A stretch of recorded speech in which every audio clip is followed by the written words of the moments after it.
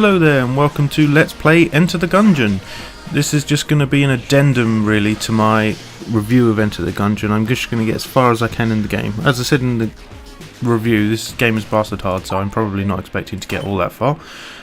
But let's get as far as we can and just have fun with it and talk you a bit through the sort of meta game and how the game works.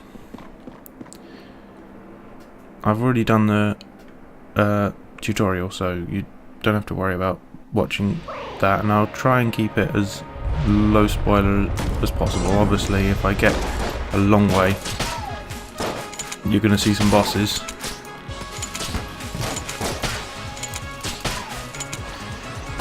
If I do more than just this, then obviously it's going to get spoiler-tastic. Oh. Right, now the first thing I've got to worry about is health, because it is so damn rare in this game. Probably the thing that makes this game the hardest, even beyond the fact that there's a lack of consumables and keys and stuff, is just the fact that if you get hit you may not see that health again ever, largely because the consumable drop rate is based on how well you play. How well you play is based on how many times you get hit, so if you are taking damage you do not get more health, which I think is a bit counterintuitive, but it really does push you into trying to avoid getting shot. I mean, at all, ever. To the point where usually I would just restart this run because I've taken damage this soon, because I wasn't paying attention to that ghost. Right, still no consumables beyond just money. You get money from everywhere, every source. Everything you shoot in the face with a crossbow. Delicious. The aesthetic's beautiful, the shell casings and everything being bullets and guns. I just love it so much. I also love starting with a huntress because she actually has weapons that can do usable damage, as opposed to, say, the pilot who can't even shoot straight. And I mean that literally, he can't shoot straight. Ah, what's this? Right, I-bomb companion app. So, should we want to know what that does? Ammonomicon. Oh, these are things I've unlocked. Right, yeah, those were what you unlocked for doing the tutorial. Right, I-bomb companion app detonates explosive objects in the current room. It's a usable item. Kids these days can detonate explosives from their phones. In the early days of the Gungeon, some form of shooting was required. Ah, yes. I don't think that's all that good, to be fair. It just means that if there's an explosive item in the current room, you can get rid of it quite fairly quickly. I mean, that does include enemy bullets sometimes. If they're shooting explosive bullets, you can get rid of them. Well, I believe it should do and will do in the upcoming patch that hasn't happened yet.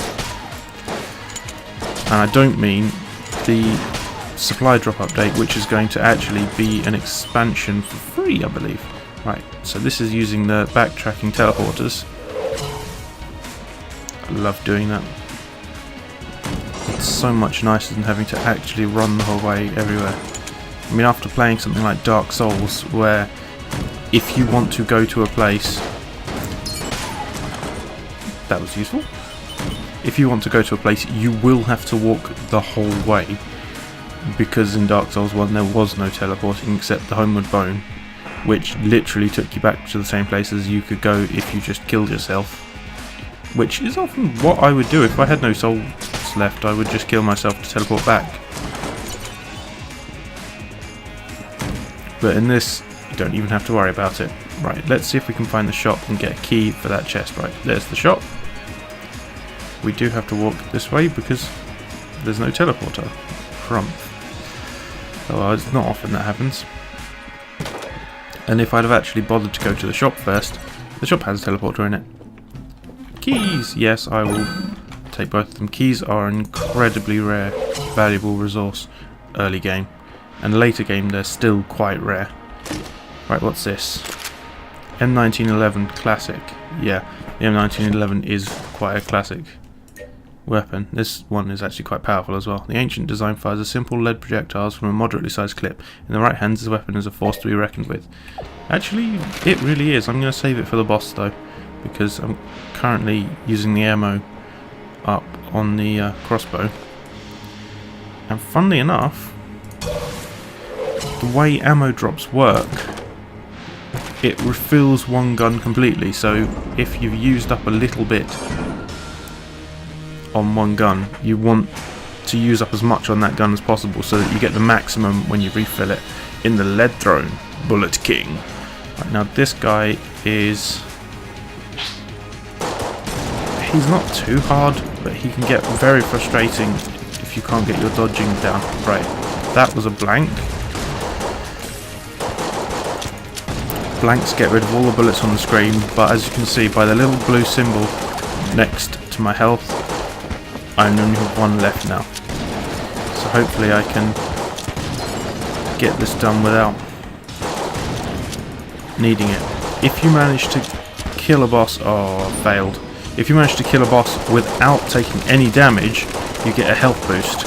However, it's incredibly difficult, even with a lot of practice. And I've had 253 hours of practice of this game, and I still can't do it on a regular basis. I don't think it helps that most of my practice has been on a really old TV with terrible lag. So I'm not used to dodging the actual bullets, I'm used to dodging where the bullets were when...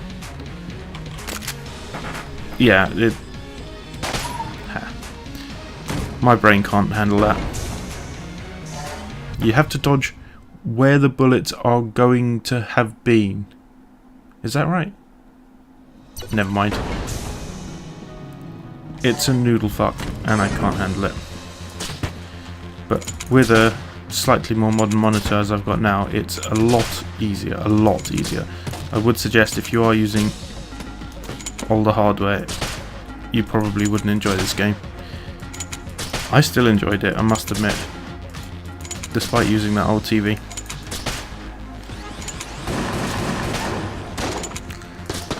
The perfect strike. Using environmental hazards to your advantage is actually really important. I think it gets more important later in the game, especially dodging environmental hazards.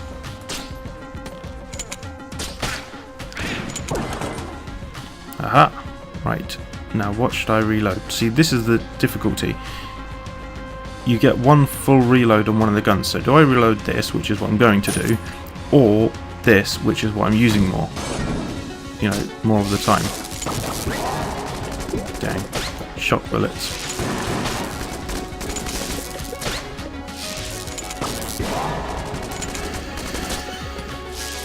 Oh dear, I'm not doing well versus them. Ah, health. Well, I didn't deserve it, but it looks like the dog might have dug it up.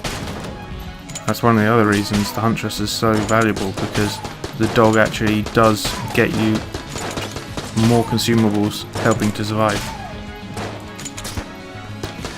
Come on, Ghosty. You didn't get close enough, that's the problem. I have to keep backing away, but if I get too close I get shot in the face. Ah, there we go. You shall not defeat me! I say immediately before I get defeated, not usually. Right, these cubes put out horrible triangle waves. Ooh, and these dark red bullets lead their shots, meaning predict where you're going to move to, which unfortunately, because they're computers, means that they're perfectly leading the shots. On the other hand, that does mean that you can mislead them much easier. So, you know, give or take. That wasn't the perfect time to use that, but better than nothing. Right, let's see, can we afford another key? Ah, this is the plot. I am not going to handle the plot, because that might be a little bit of a spoiler. Right, no, I can't afford a key yet, I need something else. More cash. Cashish. Cashola? Dollar bills, we'll go with that one. Ooh, now green is the middle tiered chest. It goes Brown is the worst, then blue, then green, then red, which is the best you'll see on a normal run, and then black, which is very rare. There is a legendary rainbow chest, but it is so legendary that I have only ever seen one in 253 hours, and there are people who have been a lot longer and seen even fewer than that. As in 0. Yes, I do mean that. Right, we can get out this way. This is a one-way gate essentially, just to stop you from getting straight to the treasure room.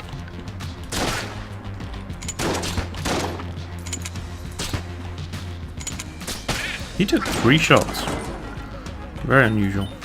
Right, what else have we got? Right, just go up that way. I'm not going to talk to the lady down there. It's, again, more of the plot, and I'm not that interested. Ooh, a trap room. Ooh, just squeezed through.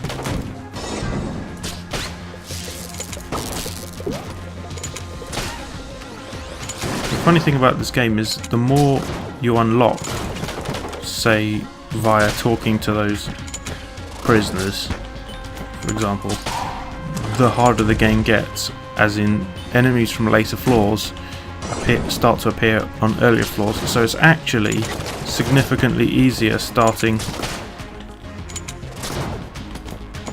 like this again than it is playing on my normal file, which has basically all of the purchasable weapons unlocked.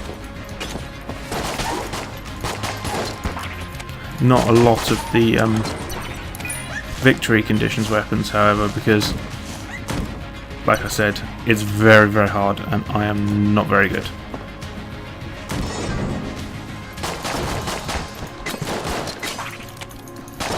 If you want to watch someone play who is exceptional, well, if you want to watch someone play who's good, go watch Northern Light. If you want to watch exceptional, then go watch last_grey_wolf on Twitch. His name's Austin, and he is impeccable at this game. As in 250 wins in a row, to all the way through the game, as far as the game has currently got. Good. That is stunning.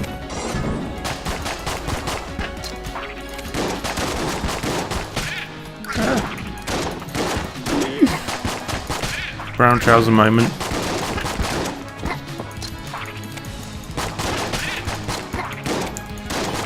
However, that again was all entirely my fault. That's probably the main theme of this game. It's hard, but if you screw up, it's your own fault. I must admit, there are moments in Dark Souls where it's less like that. Ooh, what's this? Homing bullets, fire and forget. First invented by the Grey Mouser to cheat with one of the Winchester games. Though Winchester eventually caught on and rebuilt his targets to appear friendly, these bullets are still exceptionally useful. Yup. Handy. That is, again, an abbey of plot. An avenue I don't intend to take. Right, we've been to both that chest and that chest. So let's just explore this final room before we go tangle with the boss.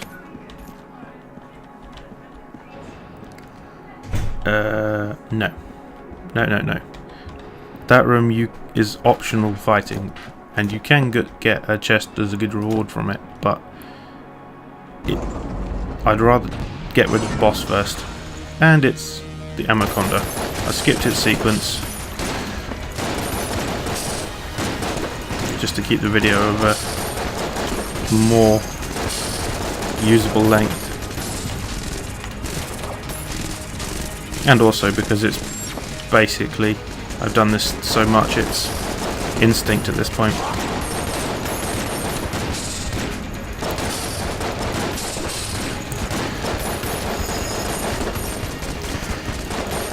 Wow, he's really rinsing me with damage. The problem is his attacks are so random. It's so hard to avoid them.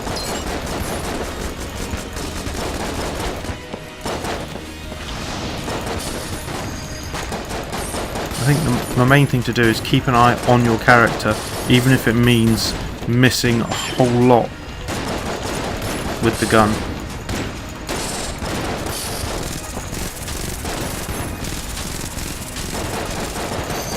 I think I need a lot more practice at that.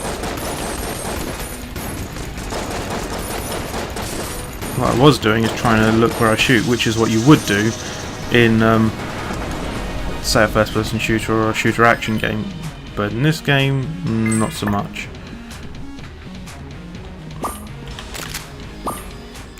Should I go do the plot? I'll tell you what.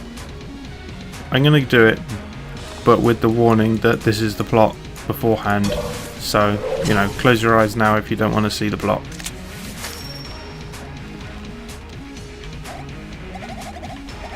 I'm not going to read it.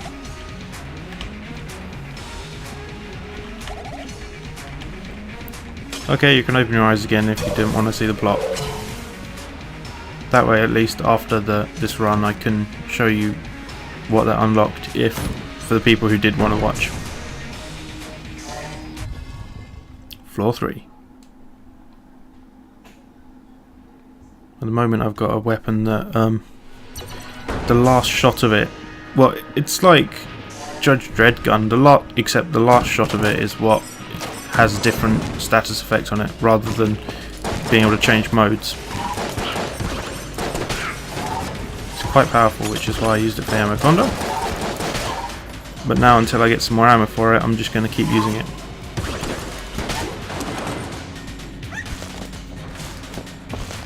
Thank you, doggy. He's so cute. Right, now these towers are almost like mini bosses because of their difficulty.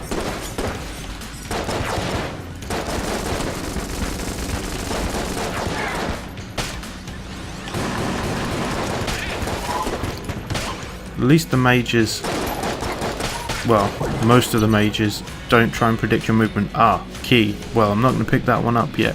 And you might be wondering why. If you go to the shop before you pick up any keys on the floor, you are guaranteed to have at least one key in the shop. And that can be incredibly useful because sometimes even the shop's locked. So the usefulness of keys cannot be overstated. What was that? I did not see that coming.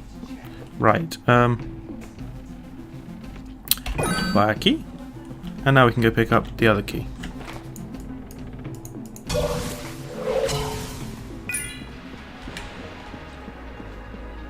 Here we go, 3 keys. That is more than I usually get through anywhere in a run. Besides a run where you get certain items that help you get more keys. And because of the rarity of keys, are therefore the most valuable items in the game, in my opinion. Because even if you got the legendary rainbow chest, well actually no. The rainbow chest is the only one that doesn't come locked, but even if you've got a black chest, which is tippity top tier, they come locked, and sometimes they come locked and trapped. And if you want to get it open before the trap goes off, you better be quick. Sometimes they turn up as mimics as well, which you have to be very wary of. Well, it is hard to concentrate and talk at the same time.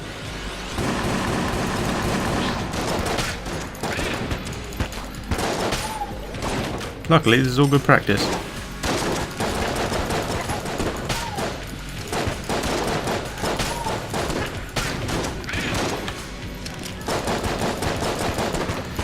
Come on, you. Oh, no you don't. Thought you were going to get me from a side barrage. Oh, what have we got here? I really dislike those. Oh, and we're empty. Well, it turns out we didn't get any more ammo for it, so let's just... M1911. Oh, actually. The holster's quite a good boss weapon.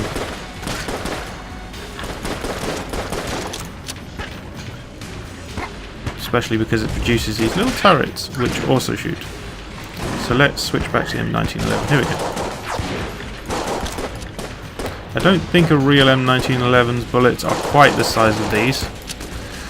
but then I'm not looking for realism so much as usefulness.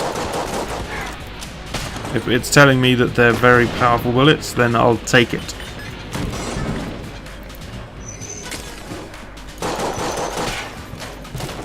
I think the size of the lead, as it turns out, means less than the amount of black powder behind it. You can have, well, even a 50 BMG is not that much lead compared to just how crazy much powder you put behind it and how much force there is. Even though I live in a country where we don't have guns. How do I know this? Actually, by watching... Oh no, this is plot, not doing it. Go away plot, not interested. Demolition Ranch. Basically everything you need to know about blowing things up with guns in interesting ways. And if you hate watermelons, you'll certainly love Demolition Ranch. And the guy's a vet, as in veterinarian.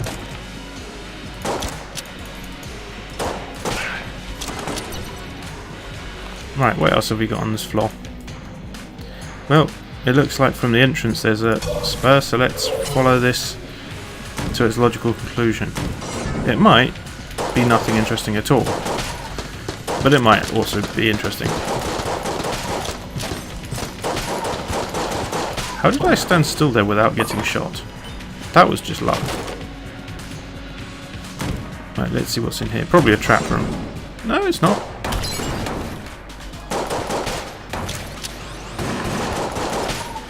There are a lot of rooms in this that solely have navigation traps, and I usually skip past those by teleporting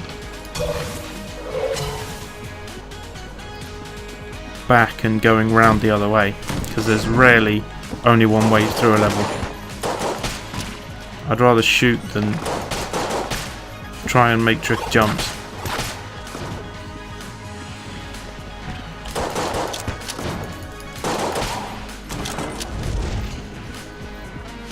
Upward and onward. Ah, right, now we've found the boss. How many of the treasure rooms have we found? One. So let's go here and see if we can't find the second.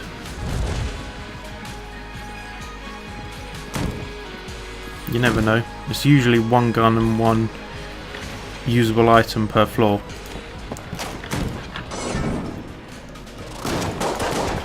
And to be honest, at this point I'm up for either. Ah, homing bullets. I was right on target then. Yeah, thanks homing bullets. You really helped. Look, I'm shooting directly at this guy. Possesses the others to make them more powerful. Meaning homing bullets in this situation is actually a negative. Because I can't shoot him.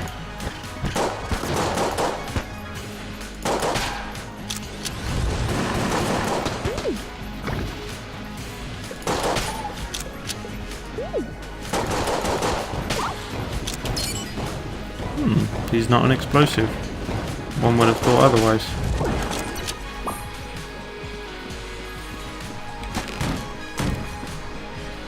Right, let's see what we've got here. Aha! Heavy bullets. Dunk. Increases damage at the cost of bullet velocity. These faceted bullets glitter with colours unseen in the depths of the gungeon. That is a reference to the game Heavy Bullets, which uses bullets shaped exactly as the picture shows, and that are then collectible, as in you've got, say, 6 bullets, but you can reuse them.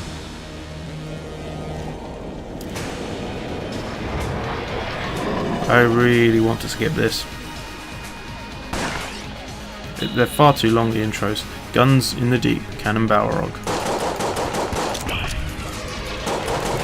Now the key here is to try... right, now let's hold control to give us a little bit more time to select weapons.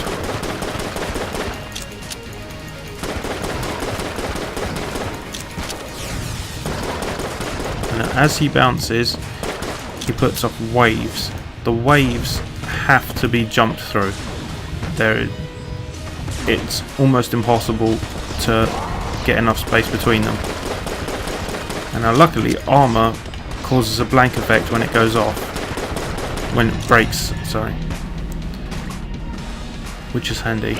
But that does still count as being hit. Which I think is a bit cheeky. If you've got armour, you ought to not...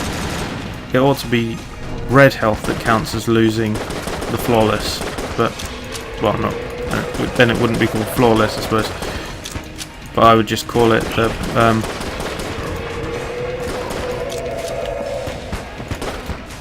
I don't know, actually. Make it more like a devil deal from Binding of Isaac.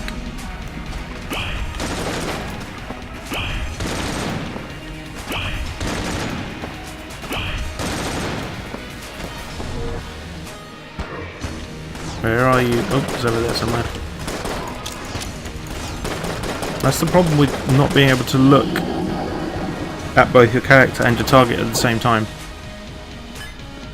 Aha! It's given us an absolutely shockingly terrible weapon. The Charming Bow.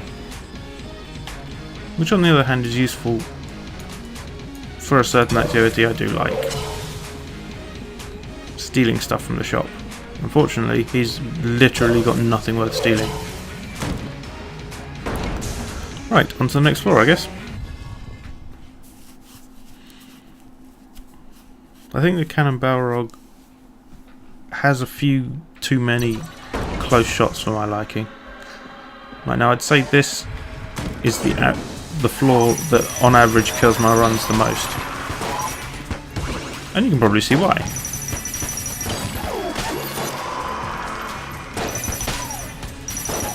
There's a creature out there he is, that is very good at just spitting bullets everywhere.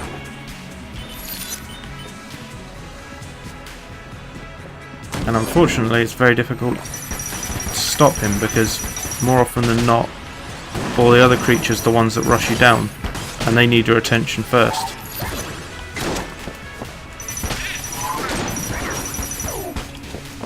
In fact, prioritising your enemies is probably the single hardest part of this game.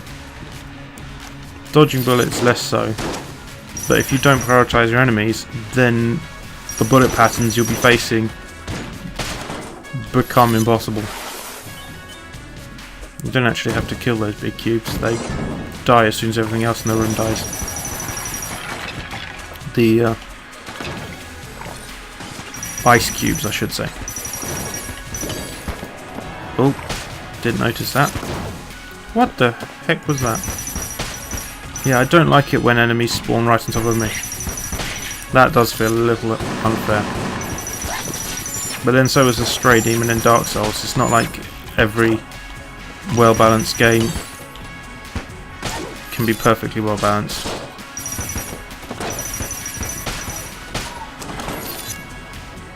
Yeah, I have made a fair few mistakes on this floor so far, but that's fine. With a lot of practice you can get to the point... Oh, what's this? Vertebrae K-47. Nervous yet? An abomination, this dark weapon was assembled from a fallen venturer's spinal column and an AK-47 frame. When Nugent was first exiled from the homeland, he was heartbroken. In his pain, he turned it to the Gungeon. Fair enough. Might as well give this a try, if it's AK-47 like. Whoa! Heavy bullets is making... See, now that is an enemy I cannot actually kill. Because it was a summoned enemy. Which seems unfair in my eyes.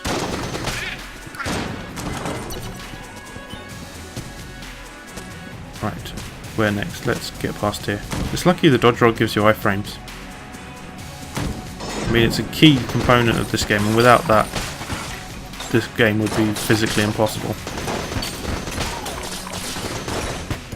I'd love to see someone talented enough to do a run of this game never dodge rolling.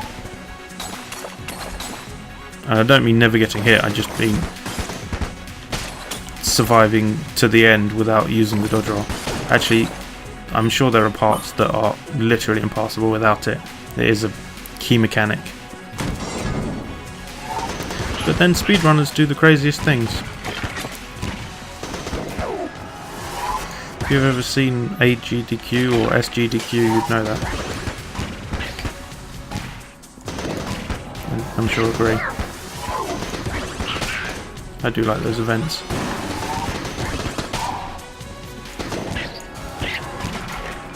I'm reloading already. It does say reload. Right. Now I'm on one hit to death. Oh well. And there's one of those guys. And another one of those. Yep. Well, I saw that coming. Right, so let's return to the breach and I'll show you what we unlocked. Anyone who doesn't want to see the plot might want to end the video here. And I'm not even sure how thickly it's the plot. But thanks to what we unlocked their cage and now they're up here willing to talk to us.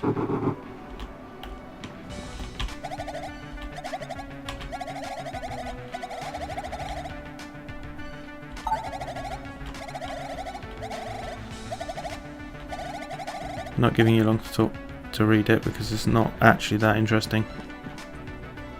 But you can spend this hegemony credit that you get from killing the bosses on various different power-ups and bonuses. And they're fairly useful. I'm going to start with the heart bottle because that's actually definitely useful. I'm not sure about rocket-powered bullets. Oh, go on then. A bullet modifier is probably better than a weapon. And then of these, ooh, the Thompson is very good. But then I can't afford anything else. Never mind. Oh wait, no, I can afford the Gamma Ray. The Gamma Ray is not terribly good, but I'll take it anyway. And I'd say that will do it for this episode. Thanks for watching. I hope you enjoy it. I hope I wasn't too boring or distracted thanks to my medication. If you liked it, please leave a like below or leave a comment to let me know what you thought. And I'll see you next time.